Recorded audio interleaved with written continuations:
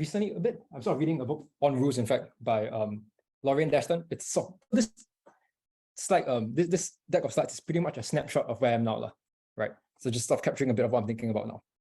But yeah, I'm basically going to be talking about hitting people with sticks in some sort of safe and sensible fashion, hopefully. Okay, so who am I? Before I get into that, I'm a board game designer, indie board game designer. My friends and I made a game about flowing petals down a river. This is about a year or two ago. Currently, I'm working on a new game about the tarot-based game, about sort of prediction, Yomi, asymmetric stuff. If you're curious, you can talk to me later. So I'm going to move along.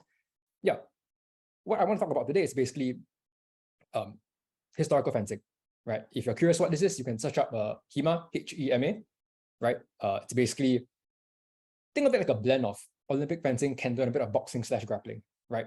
It's a sports / martial art. It sits in sort of the intersection of a bunch of different things. And yeah, it's basically about hitting people with sort of big, blunt metal sticks. So this is a European longsword. The weapons themselves they are weighted accordingly to an actual weapon. They are blunt, they flex slightly, so you're not actually murdering your friends.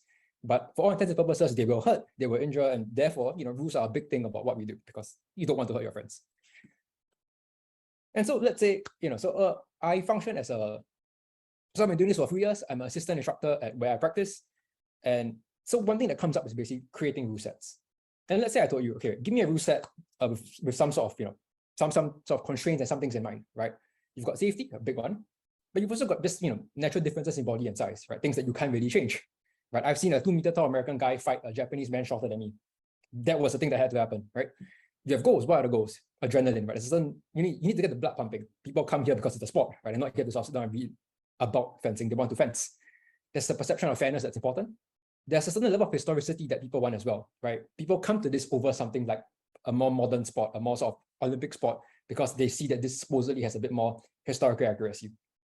You need to build some social interaction, right? You want to encourage people to meet friends, to make friends, to train together, encourage each other.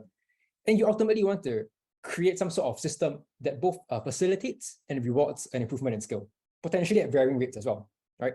How do you do this? How do you create a rule set that does all this? Okay, trick question. I don't like the idea of creating a single rule set, right? And I think that's what I'm talking about today, right? This idea that you're going to make a single rule set that covers everything and it's going to be perfect and wonderful and you're going to go home happy. Because actually there are a lot of things that you can play with and pull. So don't read all of this. I'm just putting it there because I wanted to remember. But essentially, for me, let's say I'm designing a rule set. There are a lot of things I could be twisting and changing and sort of manipulating. Targets to hit, how much a target is worth. Is grappling allowed? Grappling is a huge thing in our sport, if it's allowed.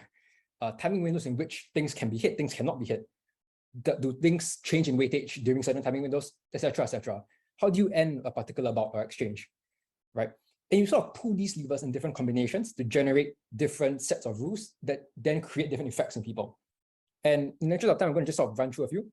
So let's say we say, okay, you're going to start close together. You're going to put people so close that the blades touch at the very start. Grappling's all right.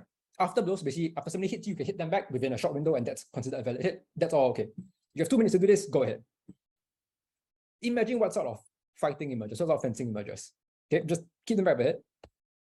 Let's say I say, you're going to start far away, right? Grappling is never allowed. No matter where you hit, it's always the same weightage. And you're going to stop after 3 points. You can sort of see that this is probably a very different game from this first one, right? This is basically some sort of like, sort of cage match, basically. This, you're going to see people sort of try to play the edges, right? A lot of sort of sniping at the hands, hitting sort of the extremities. Very different in nature. And now let's say, okay, start far. You can grapple, you can afterblow, but only hits to the hit count. And you're going to stop after the first point. And now you see this is obviously a bit more intense already, right? It changes the nature of how it's working. It's all the same sport, right? It's the same martial art. It's the same, everything else is the same. But just tweaking the rules, I'm giving you very, very different experiences, right? This to me, pretty relaxing, pretty fun. This is terrifying. This is horrific. I wouldn't want to do this for a whole afternoon. This is really stressful. And I think it sort of goes to the idea of what rule sets are, right? So I think a very old-fashioned, and I'm saying this normatively, I don't like this, old-fashioned way of looking at rules is that rules are an ideal or standard, right? There's a single perfect rule set, you're seeking perfection. Any failure in performance of the game or experience is seen as a failure of the designer to reach that ideal perfect rule set. And you sort of get a bit of this when you see people complain about sort of balances in like online games, right? You know what I'm talking about. You see forums, people are sort of whining and complaining about, hey, this is imbalanced, it's imperfect. And they seem to assume that there is a perfect, correct answer for what a rule should be. there's, I think, a healthier approach nowadays, which is sort of seeing a rule set as a discourse, right, or a sandbox, right? This idea that there is some sort of correctish answer. We can never really achieve it, we never hit it perfectly, but we can move towards it. It's a back and forth between the designer and the player, right? And they keep sort of adjusting, tweaking, etc., all the way ad infinitum. But what I think is quite useful, and this comes from sort of like this historical fencing background, is that rule sets can be thought of as a bunch of items, a bunch of sort of almost tools in a toolbox that you have. It's a collection that you bring with you.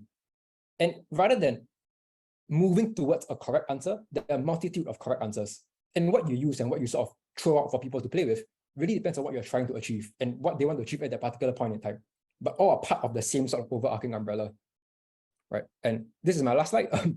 But yeah, I think that's all I want to end off, right? Each of these things are valid rule sets.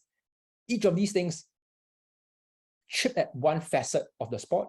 None of them are any more valid than the other. And I think that's an interesting approach that if we can bring to games, would sort of lead to some interesting designs. Anyway, I'm pretty sure I'm out of time. I'm so sorry, Chad. If anyone wants to talk more about this, can look for me later during the sort of breakout room sessions. But yeah, thanks.